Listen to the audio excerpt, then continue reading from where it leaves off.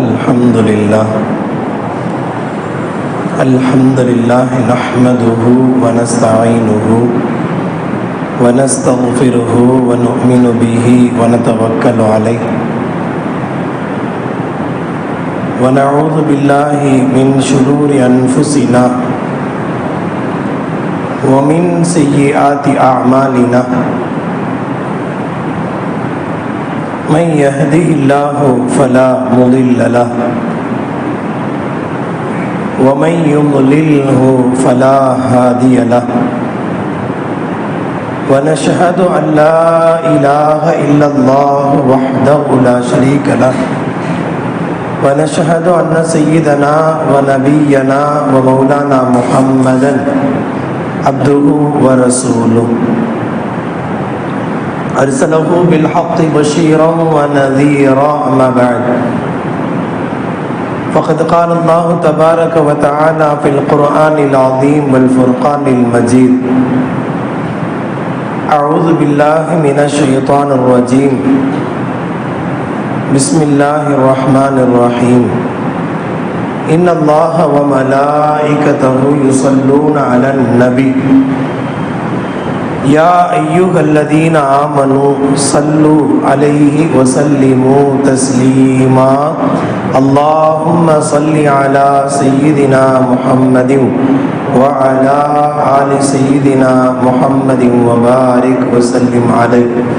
اللهم صل على سيدنا محمد وعلى آل سيدنا محمد وبارك وسلم عليه. اللهم صل على سيدنا محمد وعلى آل سيدنا محمد الذي قرنت البركة بذاته ومحياه وتعطرت العوالم بطيب ذكره ورياه.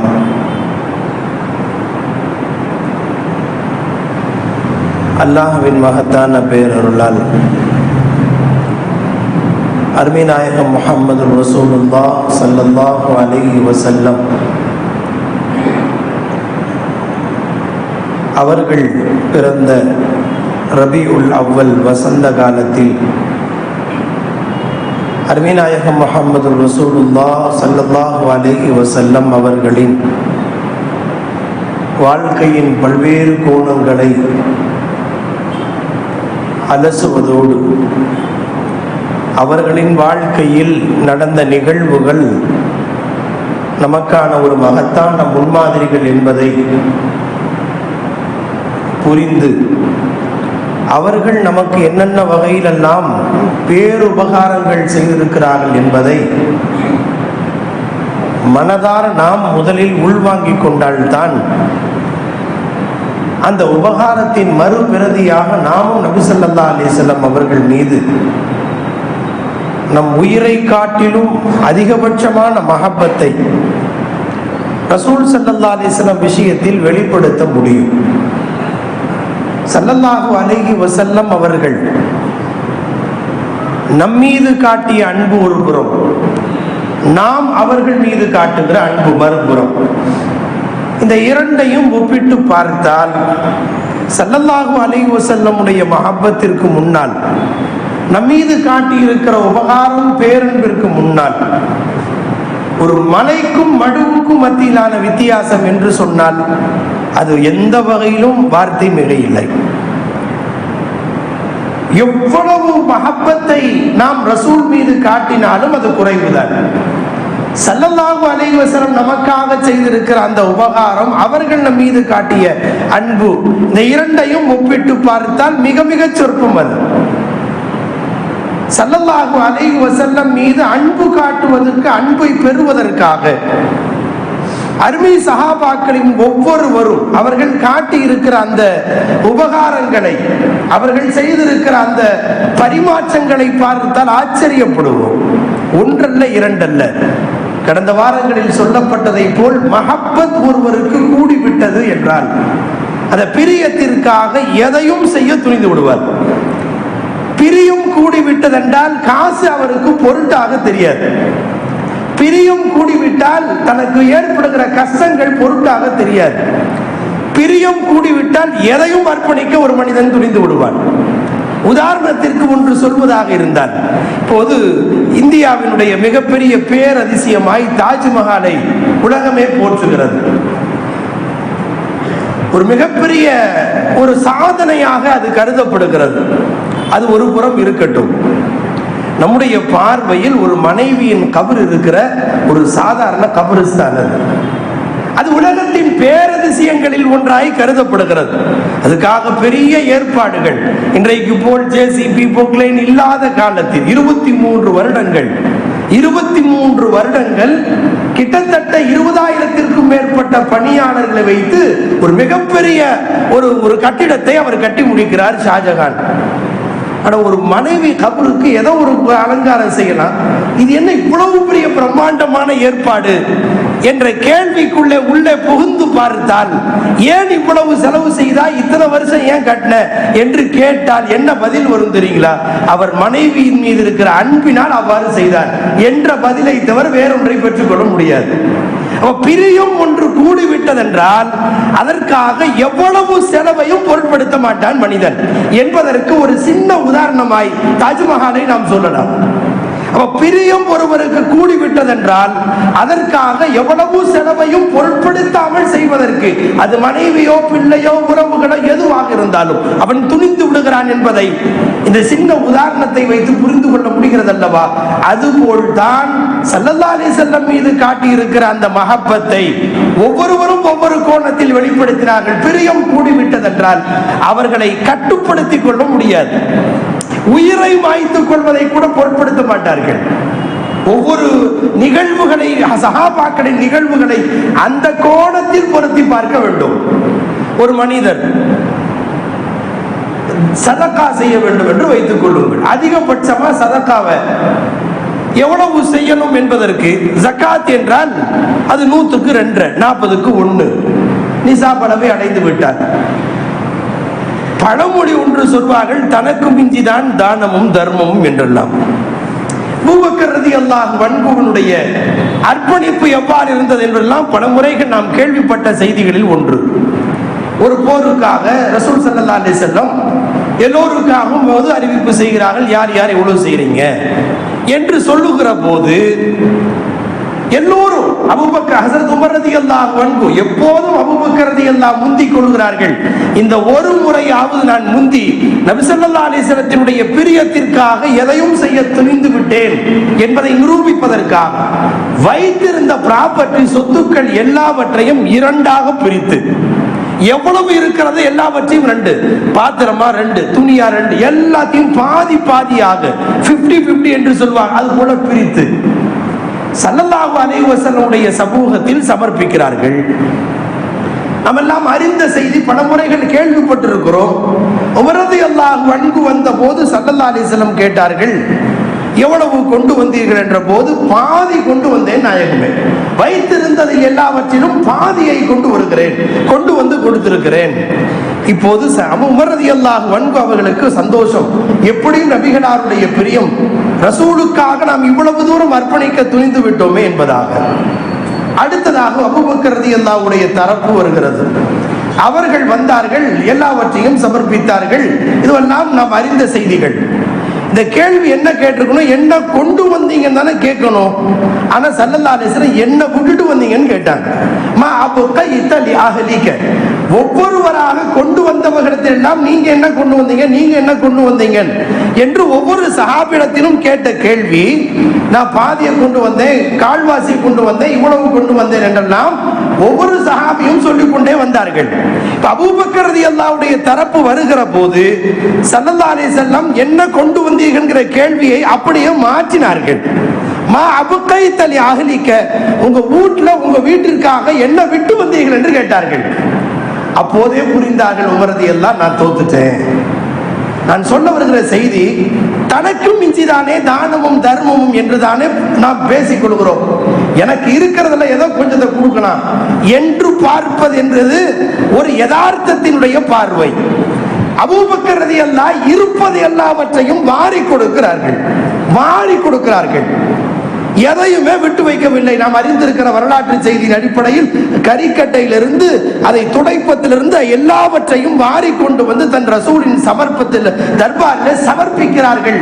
இப்படியெல்லாம் கொடுக்கணும் என்ன அப்படி என்ன கட்டாயம் இருக்கிறதா என்று நமக்கு அறிவு சொல்லலாம். இது பிரியம் என்று வந்துவிட்டால் இந்த கேள்வியே தவறு. ரசூல் ஸல்லல்லாஹு அலைஹி வஸல்லம் மீது கொண்டிருக்கிற அந்த அன்பு அவர்களை அவ்வளவு தூரம் யோசிக்க வைத்தது. வைத்திருப்பது எல்லாவற்றையும் முழுமையாய் தன் ரசூலுக்காக அர்ப்பணிக்க வேண்டும். இங்கே பாதி என்ன கொடுக்கணும் என்ன அவசியம் இருக்கு? குடும்பத்துக்காக விட்டுட்டு வரலாம்ல. குடும்பம் இருக்கு, மனைவி மக்கள் இருக்கு, அவங்க என்ன சாப்பிடுவாங்க? அந்த கேள்வியே தவறு. மஹப்பத் என்று வந்துவிட்டால் அதற்கு பிறகு அந்த பிரியத்திற்காக எவ்வளவு செலவு வைத்தாலும் அதை பொருட்படுத்த மாட்டார்கள். அபூபக்கர் ரலியல்லாஹு அன்ஹு அவர்களுடைய பிரியத்தில் அவர்கள் செய்த துஆக்களில் ஒன்று என்னவென்றால், அல்லாஹ்வின் சமூகத்தில் வரலாற்று குறிப்பில் ஒரு தகவல் உண்டு. நான் சேர்த்து வைத்திருக்கிற எவ்வளவு பணம் இருக்கிறதோ அதை ரசூலிடம் சமர்ப்பிக்கிற போது அவர்கள் என் பணமாக அவர்கள் காணவே கூடாது, அவர்கள் தன்னுடைய பொருளாகவே அவர்கள் பயன்படுத்த வேண்டும் என்றுதான் அபூபக்கர் ரலியல்லாஹு அன்ஹு துஆ செய்தார்கள். முஸ்னத் அஹ்மதிலே வரக்கூடிய ஒரு அறிவிப்பு, எல்லா சஹாபிகளினுடைய உபகாரத்திற்கு ஸல்லல்லாஹு அலைஹி வஸல்லம் இந்த உலகத்திலேயே பிரதியை செய்தார்கள். ஸல்லல்லாஹு அலைஹி வஸல்லமுடைய பழக்கம் என்னவென்றால், ஒருவர் ஒன்றை செய்தால் அது அன்பளிப்பாக இருந்தால் பெற்ற அன்பளிப்புக்கு பிரதியை செய்வது வழக்கம். ஒரு தட்டு நிறைய பேரித்தம்பழங்களை கொடுத்தவர்களுக்கு தட்டு நிறைய தங்க நாணயங்களை கூட அன்பளிப்பு செய்த வரலாறு உண்டு. எதையும் செய்ததற்கு பிரதியை செய்து முடித்து விடுவார்கள் ஸல்லல்லாஹு அலைஹி வஸல்லம். அபூபக்கர் ரலியல்லாஹு அன்ஹு விஷயத்தில் மட்டும் சொன்னார்கள், அவர்களுக்கு மட்டும் அல்லாஹ் செய்வான் என்றார்கள் ஸல்லல்லாஹு அலைஹி வஸல்லம். அர்ப்பணிப்பினுடைய உச்சம் அது. அதை எதற்காக இவ்வாறு செய்தார்கள்? பிரியம் ஒன்று வந்து விட்டதென்றால் அந்த பிரியம் அவர்களை அப்படி யோசிக்க வைக்கிறது, அவர்களை அப்படி சிந்திக்க வைக்கிறது. பிரியம் கூடியதற்கு பிறகு அந்த பிரியத்தை கட்டுப்படுத்துவதற்கெல்லாம் வழியே கிடையாது. அப்துல்லாஹ் இப்னு ஸைத் இப்னு அப்து ரப்பிஹி என்ற ஒரு சஹாபி அன்சாரி தோழர் திங்கட்கிழமை அன்று ஃபஜ்ருக்கு பிறகு ஸல்லல்லாஹு அலைஹி வஸல்லம் திரையை விலக்கி பார்க்கிறார்கள். எல்லோரும் தொழுகுவதை பார்க்கிறார்கள். அபூபக்கர் ரலியல்லாஹுவுக்கு பின்னால் அணி திரண்டு நிற்பதை பார்க்கிறார்கள். அந்த வரிசையில் அவர்களும் நின்று தொழுகிறார்கள். தொழுது முடித்த பிறகு ஃபஜ்ருக்கு பிறகு ஸல்லல்லாஹு அலைஹி வஸல்லம் சற்று தெளிவாக இருக்கிறார்கள். வஃபாத்துடைய கடைசி பொழுது தெளிவாக இருப்பதை பார்த்துவிட்டு எல்லோரும் ஸல்லல்லாஹு அலைஹி வஸல்லம் ஓரளவுக்கு குணமாயிட்டாங்க என்ற நினைப்பில் எல்லோரும் பிரிந்தார்கள். அப்படி பிரிந்தவர்கள் ஒருவர் தான் அப்துல்லாஹ் இப்னு ஸைத் இப்னு அப்து ரப்பிஹி என்ற தோழர். போனார் பேரிச்சம்பழத்தில் ஏறி பழங்களை எல்லாம் பறித்துக் கொண்டிருக்கிறார்கள். லுஹருக்குள்ளே தகவல் வருகிறது, ஸல்லல்லாஹு அலைஹி வஸல்லம் அவர்கள் மறைந்து விட்டார்கள், பார்வையிலிருந்து மறைந்து விட்டார்கள் என்று தகவல் வருகிறது. இந்த செய்தியை கேட்கிற போது அவருக்கு இடி விழுந்ததை போல் அவருடைய கல்வி துடிக்கிறது. இந்த சமயத்தில் அவர் கீழே இறங்கி ரசூலை பார்ப்பதற்கு முன்னால் வேறு என்ன ஒன்றும் யோசிக்கவில்லை. அவர் பேரித்த மரத்தில் இருந்தவரை துஆ செய்கிறார், அல்லாஹும்ம அஸ்ஹிப் பஸரி லா அன்துர் பாத ஹபீபி அஹதா. இப்போதுதான் நான் ரசூலை பார்த்து விட்டு வந்திருக்கிறேன். ரசூலை பார்த்த பிறகு இந்த உலகத்தில் நான் எதையும் பார்க்க தயாராக இல்லை, என் பார்வையை போக்கிவிடு என்று துஆ செய்கிறார். என் பார்வையை போக்கிவிடு. யோசிக்க முடிகிறதா? நபி ஸல்லல்லாஹு அலைஹி வஸல்லம் அப்படி பார்வையை போக்க யாருக்காவது அனுமதி தந்தார்களா? இந்த கேள்வியை எழாது. ரசூல் மீது இருக்கிற அந்த மஹப்பத் அவரை அப்படி தூண்டிவிட்டது. என் பார்வையை போக்கிவிடு, இப்போதுதான் நான் ஹபீபை பார்த்து வந்திருக்கிறேன். என் ஹபீபை பார்த்த கண்ணால் இனி இந்த உலகத்தில் எதையும் பார்க்க விரும்பவில்லை. ஹபீபி அஹதா. பேரித்த மரத்திலிருந்து கீழே இறங்குகிற போதே பார்வை இல்லை. நபி ஸல்லல்லாஹு அலைஹி வஸல்லம் மீதான பேரன்பு அவர்களை அந்த உச்சத்திற்கு தூண்டியது. இதுவெல்லாம் ரசூல் ஸல்லல்லாஹு அலைஹி வஸல்லம் மீது காட்டி இருக்கிற சஹாபாக்களின் பேரன்பில் சொற்பமான சில நிகழ்ச்சிகள். ஒவ்வொரு சஹாபா சஹாபியையும் கிளறி பார்த்தால் அவர்களுடைய இதய துடிப்பு எப்படி இருந்ததென்றால், அவர்களுக்கு லேப்டாப் என்று துடித்ததோ இல்லையோ, முஹம்மது முஹம்மது என்று தான் துடிக்க ஆரம்பித்தது. இரவில் தூக்கம் இல்லாமல் தவித்தவர்கள் நிறைய பேர். ரசூலை பார்ப்பதற்காக அதிகாலை பொழுதில் ரசூலின் திருமுகத்தில் முதலில் காண வேண்டும் என்று துடித்து வாசலில் காத்து கிடந்தவர்கள் நிறைய பேர். ரசூல் ஸல்லல்லாஹு அலைஹி வஸல்லம் அருகிலேயே என் கால பொழுதுகள் எல்லாம் கழிய வேண்டும் என்பதற்கு திண்ணை தோழர்களாய் அர்ப்பணித்துக் கொண்டவர்கள் நிறைய பேர். ஸல்லல்லாஹு அலைஹி வஸல்லம் வாழ்க்கையில் ஒரே ஒரு முறையாவது பார்க்க வேண்டும் என்று துடித்து துடித்து அந்த கனவுக்கு பிறகு இனி என் பார்வையே தேவையில்லை என்று துஆ செய்தவர்கள் நிறைய பேர். தாபியீன்களின் ஒரு தாபியீனுடைய வரலாற்றில் ஒரு செய்தி உண்டு. அவர் இரவிலே கனவு காண்கிறார், நபி ஸல்லல்லாஹு அலைஹி வஸல்லத்தை ஒரு 12 ஆண்டுகளாக பார்க்க வேண்டும் என்று ஆசைப்பட்டு தேடி தேடி கடைசியாக ஒரு நாள் ரசூல் ஸல்லல்லாஹு அலைஹி வஸல்லம் கனவில் தோன்றுகிறார்கள். கனவில் பார்த்த மாத்திரத்தில் எழுகிறார்கள். தஹஜ்ஜத்திற்கு கண்ணை மூடிக்கொண்டே மகனை கூப்பிட்டு, எப்படியாவது சுண்ணாம்பு கல்லை என்னுடைய கண்ணில் வைத்து என் பார்வையை போக்கும்படியா இப்படி சொல்றீங்க, இப்படி நான் சொன்னதை செய், பார்வையை போக வைத்த பிறகு அவர்கள் சொல்கிறார்கள், இன்றைக்கு தான் நான் என்னுடைய 12 ஆண்டு கால துஆ கபூலாகி இருக்கிறது. ஸல்லல்லாஹு அலைஹி வஸல்லத்தை நான் கனவில் கண்டுவிட்டேன். பார்த்த பிறகு இந்த உலகத்தின் எந்த காட்சியும் எனக்கு பெரிதாக தெரியக்கூடாது. அப்படி பார்க்க என் கண்ணுக்கு ஆசையும் இல்லை. எனவேதான் இப்படி செய்தேன் என்று சொன்னார். இப்படி நூற்றுக்கணக்கான ஆயிரக்கணக்கான நிகழ்வுகளை இந்த 1400 ஆண்டு கால வரலாற்றில் நீங்கள் வாசித்திருக்கலாம், கேள்விப்பட்டிருக்கலாம். ரசூல் ஸல்லல்லாஹு அலைஹி வஸல்லம் அவர்கள் மீது நாம் காட்டிய அன்பு என்பது ஒரு கோணம். இதை வச்சுக்கிட்டு மறுபக்கம் நபி ஸல்லல்லாஹு அலைஹி வஸல்லம் நம் மீது காட்டிய அன்பு என்ன என்பதை மட்டும் கொஞ்சம் யோசியுங்கள். நபித்துவத்தினுடைய துவக்க காலத்தில் இருந்து ஸல்லல்லாஹு அலைஹி வஸல்லம் அவர்கள் கபரில் அடக்கம் செய்யப்படுவதற்கு மட்டுமல்ல, வஃபாத்திற்கு பிறகு பர்ஸகுடைய வாழ்க்கையிலும் மஹ்ஷர் பெருவழி வரை ஸல்லல்லாஹு அலைஹி வஸல்லம் இந்த உம்மத்திற்காக செய்து கொண்டிருக்கிற பேருபகாரங்கள் அது 1, 2 என்று நாம் மட்டுப்படுத்தவே முடியாது. கடந்த வாரங்களில் சொல்லப்பட்டதை போல மனைவிக்கு ஒரு துஆ என்றால் இந்த உம்மத்திற்கு 5 துஆக்கள். ஒரு முறை என்றால் இங்கே 5 நேரங்களில் துஆ செய்த பொழுதுகள். ஒரு இஷா தொழுகைக்கு ஸல்லல்லாஹு அலைஹி வஸல்லம் வருகிறார்கள். அப்போது இஷா தொழுகை முடிந்ததற்கு பிறகு நபி ஸல்லல்லாஹு அலைஹி வஸல்லம் தக்பீர் கட்டுகிறார்கள். தக்பீர் கட்டி நபி ஸல்லல்லாஹு அலைஹி வஸல்லம் அவர்கள் நஃபிலான வணக்கத்தில் ஈடுபடுகிறார்கள். குர்ஆனுடைய வசனங்களில் ஓதி வருகிற போது அல்லாஹும்ம இன் துஅதிபுஹும் ஃபஇன்னஹும் இபாதுக் வ இன் தக்ஃபிர் லஹும் ஃபஇன்னக அன்தல் அஸீஸுல் ஹகீம் என்ற ஒரு வசனம். அது ஈசா அலைஹிஸ்ஸலாம் தன்னுடைய உம்மத்தினர் குறித்து கேட்ட துஆ என்று குர்ஆனிலே சொல்லப்பட்டிருக்கிறது. யா அல்லாஹ், இந்த மக்கள் எல்லாம் இப்படி தவறி போனார்களே, அவர்களை தண்டிப்பதற்கு உனக்கு உரிமை இருக்கிறது. இன் துஅதிபுஹும் ஃபஇன்னஹும் இபாதுக், ஒருவேளை நீ தண்டிச்சாலும் அப்பவும் உன்னுடைய அடியார்கள் தான் அவர்கள். நீ அதாபு செய்வாய், அதாபு செய்ய அனுமதி இருக்கிற, உரிமை இருக்கிறது. நீ படைத்த ரப்பு, நீ படைச்ச ரப்பு, நீ வேதனை செஞ்சாலும் அப்பவும் உன்னுடைய அடியார்கள் தான் அவர்கள். நீ பார்த்து மன்னிச்சுட்டா, நீ பார்த்து அவர்களை மன்னித்து விட்டால் நீ யாவற்றையும் மிகைத்தவன். இந்த துஆவை ஸல்லல்லாஹு அலைஹி வஸல்லம் போதுகிற போது தேம்பி தேம்பி அழ ஆரம்பித்து விட்டார்கள் ஸல்லல்லாஹு அலைஹி வஸல்லம். என்று தன்னுடைய உம்மத்தை நினைத்து அழுகிறார்கள். யா அல்லாஹ், என்னுடைய உம்மத்தின் விஷயத்தில் அவர்கள் செய்த பாவத்தின் காரணமாய், தவறுகளின் காரணமாக தண்டிக்கப்பட்டு விட்டால் என்று அந்த அழுகையின் தேம்பல் ரசூல் ஸல்லல்லாஹு அலைஹி வஸல்லம் நிற்கவில்லை. அந்த ஆயத்தை திரும்ப திரும்ப ஓதுகிறார்கள். அல்லாஹும்ம இன் துஅதிபுஹும் ஃபஇன்னஹும் இபாதுக். யா அல்லாஹ், வேதனை செஞ்ச அப்பவும் உன்னுடைய அடியார்கள் தான் ரப்பே. இது எவ்வளவு நேரம் தொடர்ந்துருச்சு தெரியுங்களா? மறுநாள் ஃபஜ்ருக்கு பிலால் ரலியல்லாஹு பாங்கு சொல்ல வருகிற வரை அப்போதும் ஸல்லல்லாஹு அலைஹி வஸல்லம் அந்த ஆயத்தை சொல்லி அப்படியே ஓதிக்கொண்டே இருக்கிறார்கள் தொழுகை. என்றால் ஒரு இரவு முழுக்க அந்த வசனத்தை ஓதி ஓதி அழுகுகிறார்கள். என்றால் இந்த உம்மத்தின் மீது கொண்டிருக்கிற அன்பை ஏதோ போகிற போது 2 வரியில் என் உம்மத்தை காப்பாற்றுவாயாக என்று கேட்பதை போன்ற துஆ அல்ல ஸல்லல்லாஹு அலைஹி வஸல்லமுடைய அன்பு. ஸல்லல்லாஹு அலைஹி வஸல்லம் அவர்களுடைய அந்த பேரன்பை வார்த்தைகளால் விவரிக்க முடியாத அளவுக்கு இந்த உம்மத்தின் விஷயத்தில் ஸல்லல்லாஹு அலைஹி வஸல்லம் வாழ்ந்து காட்டியது மட்டுமல்ல, அழுது தேம்பி ரசூல் ஸல்லல்லாஹு அலைஹி வஸல்லம் இந்த உம்மத்திற்காக சேகரம் செய்து வைத்தவை நிறைய.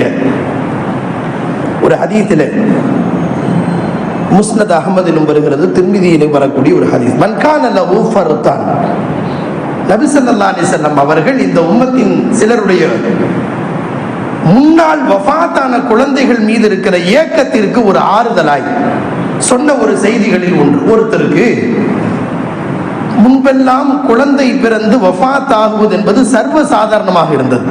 இப்போது தொழில்நுட்பத்தின் வளர்ச்சியிலே சற்று குறைந்திருக்கலாம்.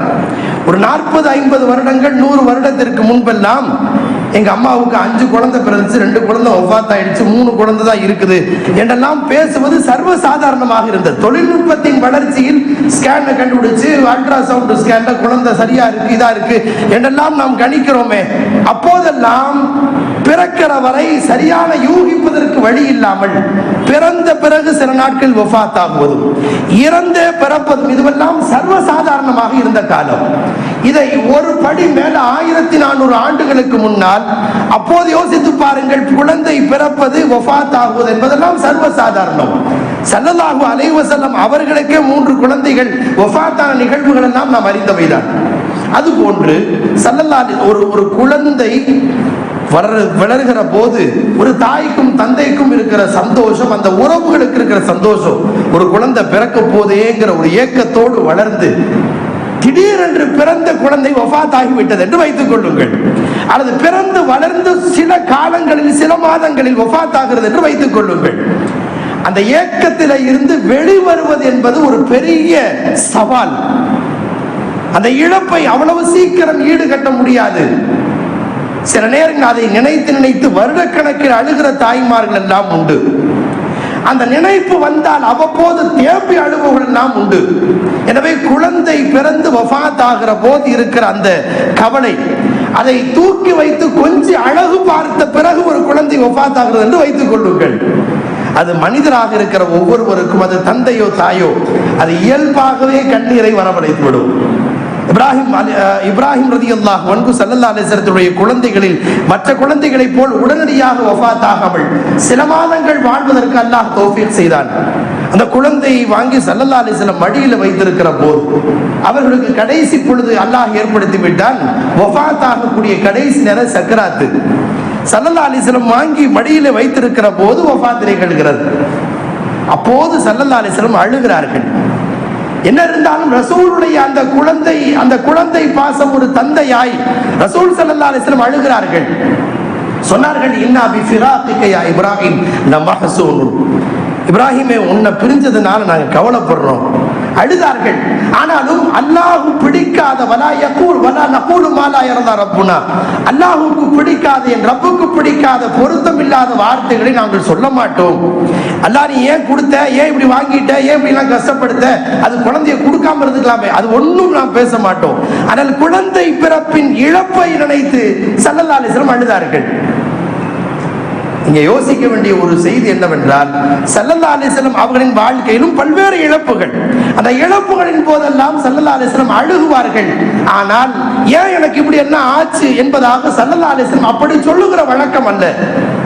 ஒரு தந்தையை பார்க்க வாய்ப்பில்லாத ரசூலுடைய பருவத்தை நினைத்து பாருங்களேன்.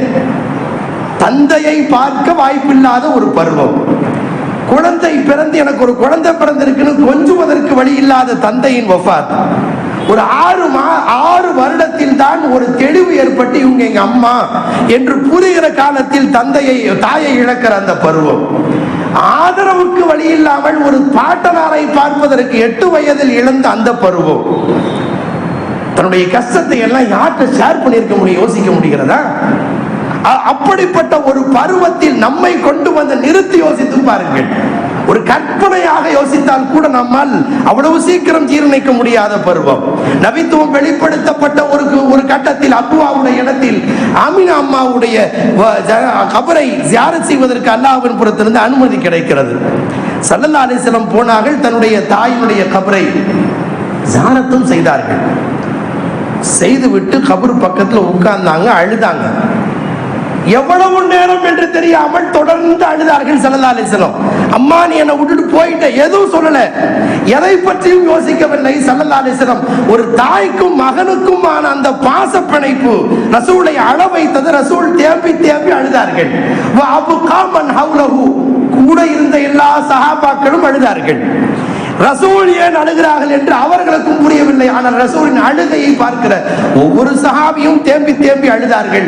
ரசூல் ஸல்லல்லாஹு அலைஹி வஸல்லம் வாழ்க்கையிலே மிக நீண்ட நேரங்கள் தேம்பி அழுத வரலாற்று குறிப்பில் இந்த செய்தியும் ஒன்று. தாயின் கபரிலே போய் நின்று ஸல்லல்லாஹு அலைஹி வஸல்லம் அழுதார்கள். என்ன காரணமோ சொல்ல, அந்த பாசப்பிணைப்பு அழ வைத்தது. ரசூல் அழுது கொண்டே இருந்தார்கள்.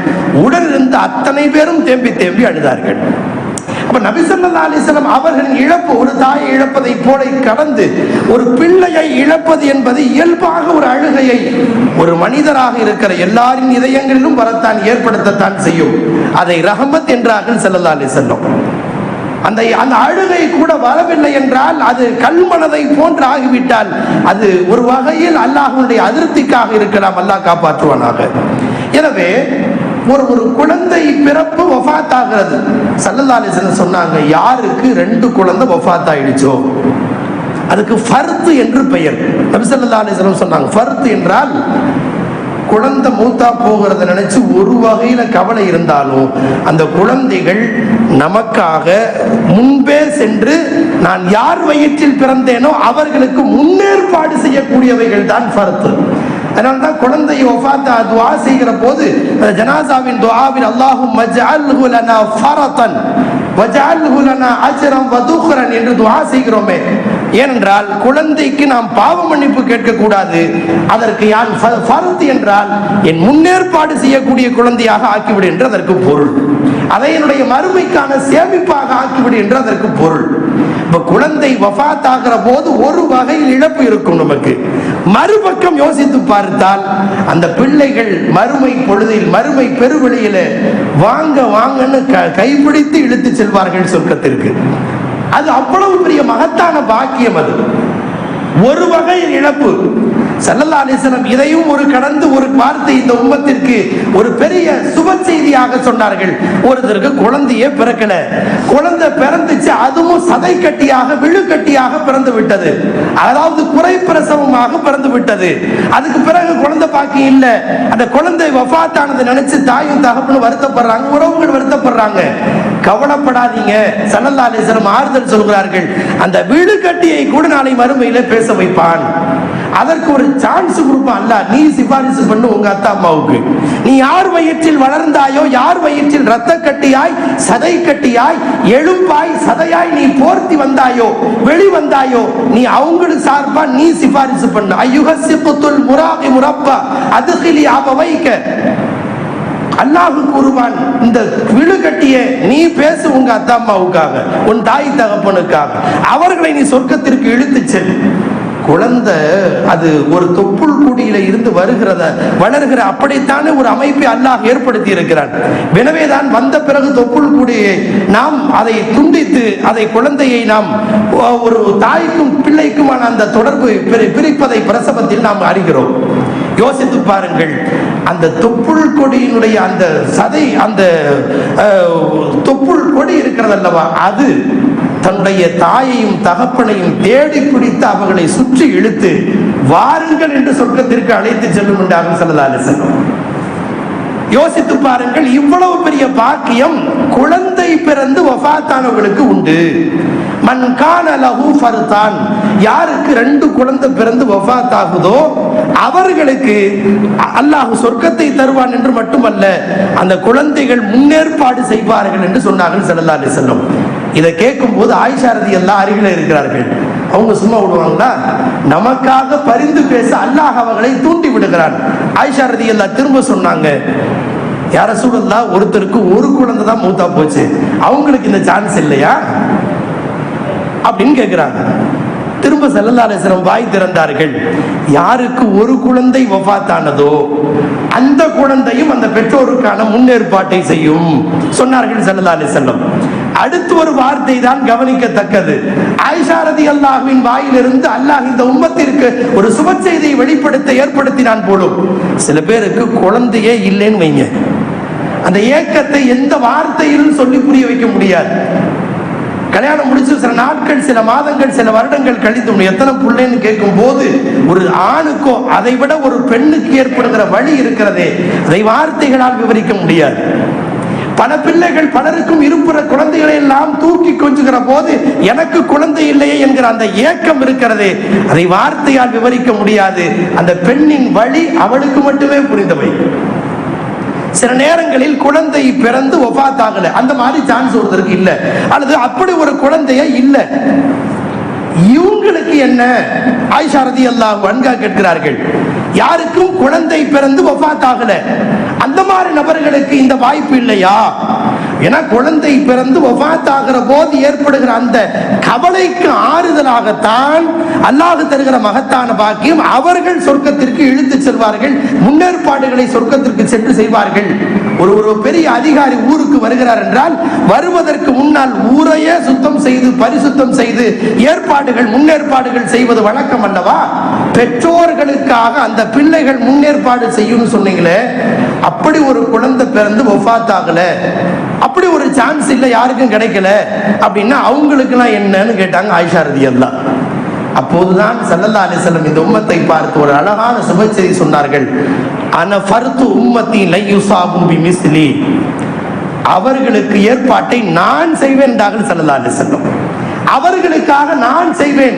ஆனால் ஒரு குழந்தையை பிறந்து வஃபாத் ஆகிற போது ஏற்படுகிற அந்த கவலையை விடவும் ஒரு மிகப்பெரிய கவலை இந்த உம்மத்தில் ஒவ்வொரு மூமினுக்கும் இருக்கும் என்றால் அது ரசூலை பிரிந்த வழியை விட ஒரு பெரிய வழி ஒரு மூமினுக்கு இருக்கவே முடியாது. எதை வேண்டுமானாலும் இழக்கலாம். ரசூலை இழந்ததை விட ஒரு பெரிய இழப்பு இந்த உம்மத்திற்கு வேற எதுவுமே இல்லை. அதனால தான் ஸல்லல்லாஹு அலைஹி வஸல்லம் சொன்னாங்க, இந்த உம்மத்தில் எதை வேண்டுமானாலும் இழக்கலாம், என்னை இழந்ததை போல் ஒரு முசீபத் ஒரு மூமினுக்கு வேற எதுவுமே இல்லை. அந்த கவலையை ஒரு மூமின் தன்னுடைய மனதில் கொண்டு வந்து விட்டார் என்றால் அவங்களுக்கு ஏற்பாட்டை நான் செய்வேன் நாங்க ஸல்லல்லாஹு அலைஹி வஸல்லம். அல்லாஹ் நமக்கு அந்த தௌஃபீக்கை தருவானாக. நபி ஸல்லல்லாஹு அலைஹி வஸல்லம் உடைய இழப்பை, அந்த பிரிவாற்றாமையை நினைத்து நினைத்து நம்முடைய கல்வில் எவ்வளவு தேம்பி தேம்பி அழுகையும் கண்ணீரும் நம்முடைய இதயத்திலே இருந்து புறப்பட்டு வருகிறதோ அதுவெல்லாம் ஸல்லல்லாஹு அலைஹி வஸல்லம் நமக்கான மறுமைக்கான ஏற்பாட்டை, சொர்க்கத்திற்கான முன்னேற்பாட்டை செய்வதற்கான காரணியாய் அமையும். எனவேதான் ஸல்லல்லாஹு அலைஹி வஸல்லம் அவர்களின் வாயிலிருந்து இப்படி ஒரு சுப செய்தியை அல்லாஹ் சொல்ல வைத்தான். ரசூல் ஸல்லல்லாஹு அலைஹி வஸல்லம் மீது இருக்கிற அந்த பிரியம் அவ்வளவு உச்சகட்டமான அன்பாக வளர வேண்டுமானால், அந்த மஹப்பத்தை நாம் வளர்த்துக் கொள்ள வேண்டுமானால் வரலாற்றை வாசிப்போம். அவர்களின் வரலாற்றினுடைய இந்த செய்திகள் மீது மஹப்பத்தை கல்வியில் வளர்த்துக் கொள்ள முற்படுவோம். அந்த மஹப்பத்தை அல்லாஹ்விடம் கேட்டு பெறுவோம். எந்த சஹாபிகள் உயிரை கொடுக்க நினைத்தார்களோ, பொருளை அர்ப்பணிக்க நினைத்தார்களோ, அதில் கொஞ்சமேனாவது நம்முடைய இதயத்தில் துளிர் விடாதா என்ற எண்ணத்தையும் அழுகையும் அல்லாஹ்வின் சமூகத்தில் வெளிப்படுத்துவோம். அல்லாஹ் அதற்கு தௌஃபீக் செய்வானாக. வ ஆகிர் தஅவானா அல்ஹம்துலில்லாஹி ரப்பில் ஆலமீன்.